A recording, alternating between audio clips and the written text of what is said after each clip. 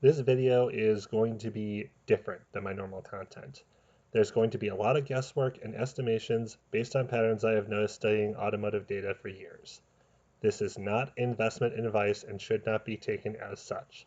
Unless there is a specific reference, please take nothing in this video as fact. Thank you.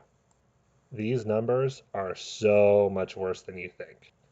Hello everyone, I'm Car-naught, a self-proclaimed automotive expert, and I'm here to tell you exactly why these numbers should have Tesla higher-ups absolutely terrified.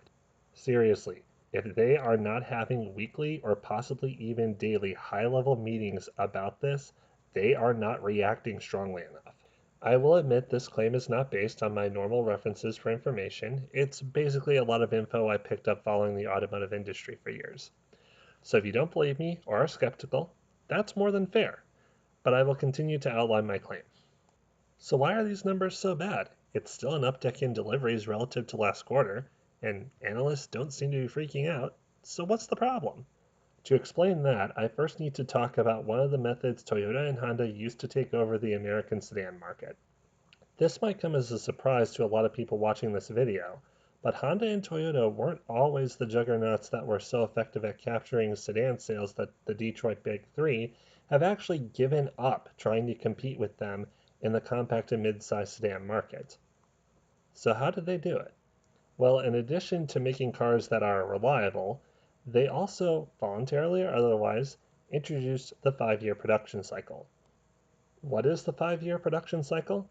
The 5-year production cycle is a plan where every 4 to 5 years, all of a manufacturer's major products would get what's known as a major update, and a minor update about halfway between those major updates. But why update the car at all, let alone every 5 years, when for a variety of reasons it's normally best to keep producing the same model unchanged for as long as possible? Because 5 years is around how long it normally takes for the development cycle of a car, from first sketch to the cars being delivered. Meaning that if Honda introduces a new car and their competition decides to benchmark it for their competing product, by the time the competitor has developed and released their competing product, Honda and Toyota are already on their next and often better iteration. Meaning the competition is always playing catch up. And it's hard for the competition to get a lead if they're always reacting to the segment leader.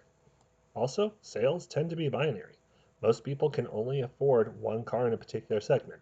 As a result, if a car has 10% better stats, fuel economy, acceleration, interior space, and so on, then it's going to garner most of the sales relative to a car in the same segment with only slightly worse stats.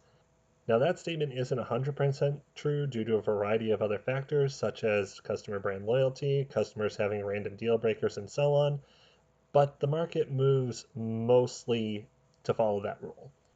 The last reason that this refresh schedule was such a boon to Toyota and Honda can best be shown with a graph. So here are a few I got from goodcarbadcar.net, like this one showing the annual sales of the Honda Civic. Y-axis is sales and x-axis is model years. Now I am going to put some vertical bars on the screen to show when the Civic had a major update introduced. Notice anything? The first and most obvious should be a spike in sales every time a new update becomes available. Generally, how high the number spikes is an indication of how well the public received the car. Provided there's not some worldwide event affecting the numbers, record sales should occur somewhere between the first 6 to 18 months of a model's launch. A large spike indicates the public really like the updates, and a minor spike in sales means customers are less than thrilled about the new model. We can see this looking at the Civic's revamp spikes. The 2012 model is generally considered to be one of the Civic's worst, and the sales followed accordingly. The 2016 update, considered by many, including myself, to be one of their best, saw a huge sales spike as a result. You'll also notice that the first year is generally when sales are maximum. Sales then generally follow a half-life pattern. Most cars will never actually hit zero sales, but they will trend towards zero or a very low number. This graph of Chevy Impala sales is the best example of this phenomenon that I can find. This means they're generally following the pattern of an overdamped spring, looking something like the equation currently shown on screen. This means the first year of sales can be a pretty good indicator of what the total sales of the vehicle will be like. In summation, Any car that undergoes a major update should see a sales spike with a very short lag following its introduction. No idea why this happens, but it is an observable phenomenon. The new sales spike can also show what sales will look like for that update cycle, providing there are no changes in the marketplace. Obviously, something like the events around 2020 or the Great Recession will cause a drop in sales. For illustration of such an effect, please see the Nissan Frontier sales shown on screen. So why is this such a flashing red light for Tesla?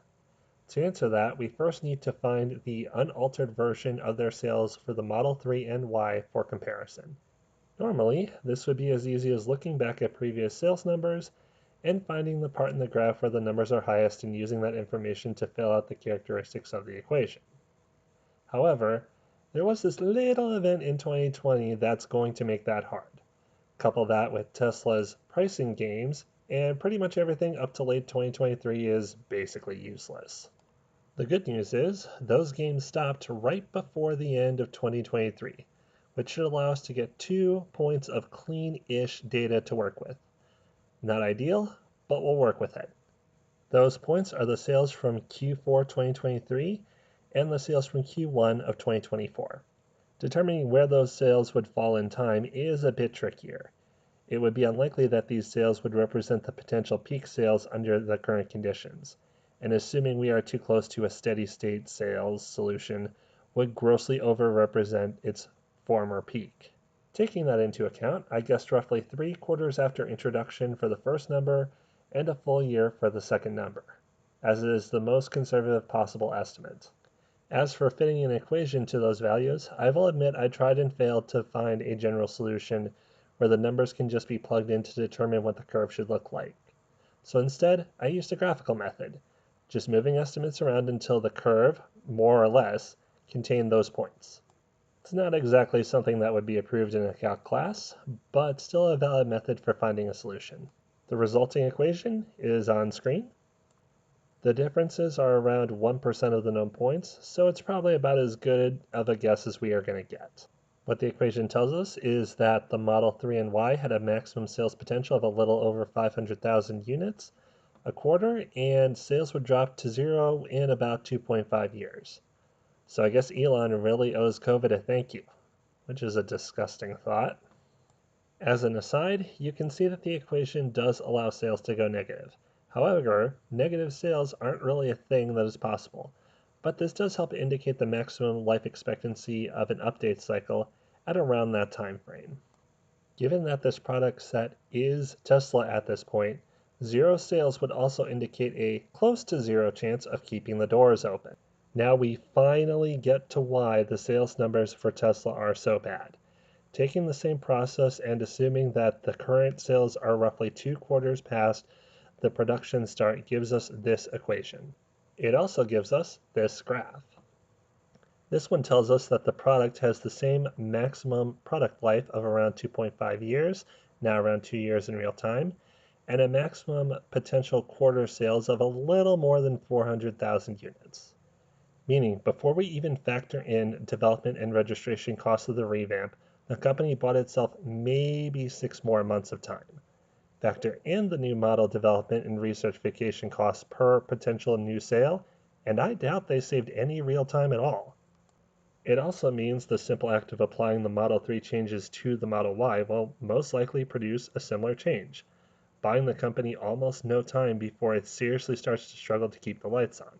Given the lead time for a whole new product is generally around 5 years, Tesla really doesn't have time to waste finding issues and implementing solutions. Yes, there are rare exceptions of companies doing updates faster, like the Maserati Gran Turismo that did it at 9 months, and the 2004 Ford GT being completely developed in 18 months. But Tesla's average lead time is way longer than that so far, so I wouldn't bet on similar performances.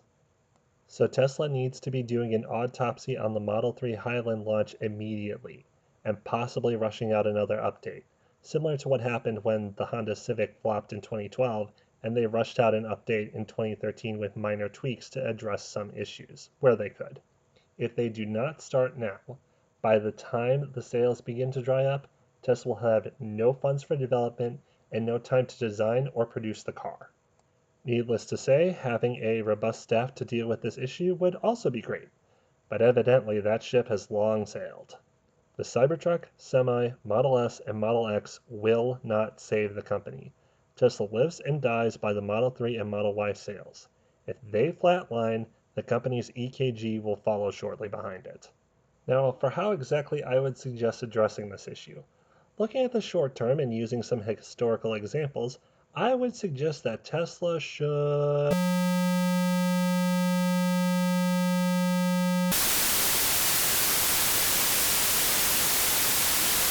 It's a simple but hopefully effective solution. Of course, that would only fix things in the short term, for the time being, if you will. As for the long term, what I think the best approach Please check the number and dial again. not a guaranteed fix, it should move things in the right direction, as long as you keep the proverbial sea changes in mind. So that's why the Model 3 sales for this quarter are such a bad sign. The company lives and dies by the success of the Model 3 and Model Y. If I am correct about what the sales for this quarter mean, this cycle's Model 3 are going to be actually quite poor. If the Model 3's sales are poor, the company does poorly. Too poorly, and the company will cease to exist. If my estimations are right, that will happen in about 2 years' time. Probably less. Unless they do something drastic right away while they have time to address the issue. So that's the video. Like the video if you did, comment if you didn't, share with anyone you think might be interested. Thanks for watching. Bye!